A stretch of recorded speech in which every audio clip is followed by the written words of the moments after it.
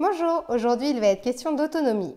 Parmi les compétences du département, l'action sociale et plus particulièrement l'inclusion et l'accompagnement des personnes dont l'autonomie est altérée de par un accident, une maladie ou liée à l'âge est une mission primordiale. Depuis 2002, notre société a légalisé sur ces accompagnements pour permettre à chaque personne de s'épanouir dans son département de résidence. Cette loi a été renforcée depuis avec notamment les lois du 11 février 2015 qui énonce le principe du droit à compensation du handicap et de l'obligation de solidarité de l'ensemble de la société à l'égard des personnes handicapées. Cela s'articule autour du projet de vie formulé par chaque personne handicapée que la cité doit s'organiser pour le rendre possible.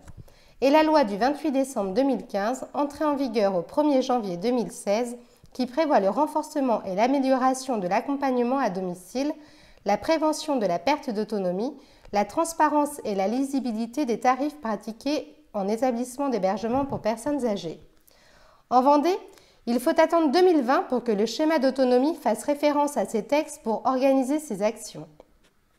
Ainsi, le schéma autonomie est adopté, mais avec un retard certain, en particulier en matière d'accompagnement à domicile et d'aide au répit pour les aidants, auquel il ne permet toutefois pas de répondre. D'une part par un engagement financier timide par rapport aux départements de même typologie, comme le Loiret et les Pyrénées-Atlantiques, d'autre part par un manque de volonté politique en faveur de ses bénéficiaires. En effet, bien que le département de Vendée ait augmenté pour 2021 le montant de l'allocation personnalisée d'autonomie de 2 556 685 €, la faisant ainsi passer à 65 077 450 €, on est bien loin des 78 943 324 € versés par le département des Pyrénées-Atlantiques. Par ailleurs, leur propre schéma mais d'autres études telles que celle de l'Observatoire national du domicile mettent en lumière les départements qui n'ont pas joué le jeu du maintien et de l'accompagnement à domicile dont la Vendée fait partie. L'étude préalable à l'organisation du schéma autonomie montre également que le département de la Vendée enregistre un retard important en matière d'inclusion scolaire pour les enfants en situation de handicap.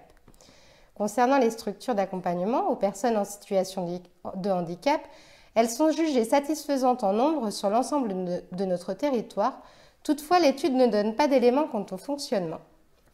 Toujours est-il que le département de la Vendée a fait le choix d'associer dans un même programme les personnes âgées et les personnes en situation de handicap. Pour cette vidéo, nous avons analysé 4 schémas départementaux, celui de la Vendée, celui de la Loire-Atlantique, celui du Loiret et celui des Pyrénées-Atlantiques. Le Loiret a articulé son schéma autour de la cohésion sociale, prenant en compte l'action sociale dans sa globalité et ne spécifiant pas par thème. Aussi, les 176 pages du rapport proposent différentes orientations autour de 7 axes stratégiques. Pour la Vendée et pour les Pyrénées-Atlantiques, ces deux départements ont constitué un document unique autour de l'autonomie et des publics qui s'y rapportent. Bien que plutôt moteur dans l'action sociale, les Pyrénées-Atlantiques proposent 39 axes contre 9 pour la Vendée.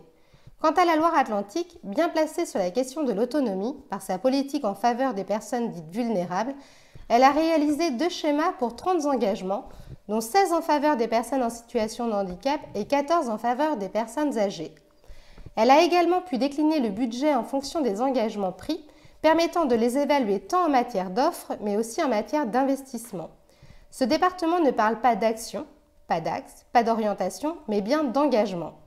En Vendée, il est urgent de mettre en place une politique qui s'engage pour les familles, les personnes en situation de handicap, les personnes âgées, qui ne promeut pas un idéal, mais qui protège au travers d'actions concrètes.